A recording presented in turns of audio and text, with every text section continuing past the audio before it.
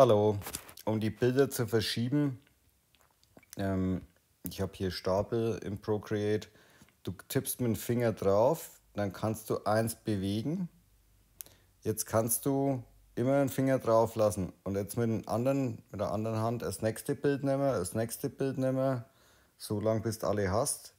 Und jetzt ich habe halt die linke Hand, tippe ich auf Stapel, dann geht man wieder zurück.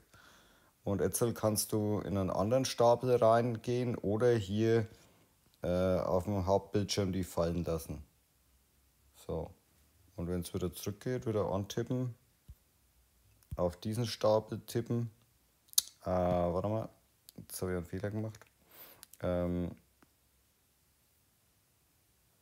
Wieder antippen, dann auf den Stapel draufgehen, bis er aufgeht und dann da hier reinfallen lassen wieder. So funktioniert es zum Sortieren. Alles klar, ciao.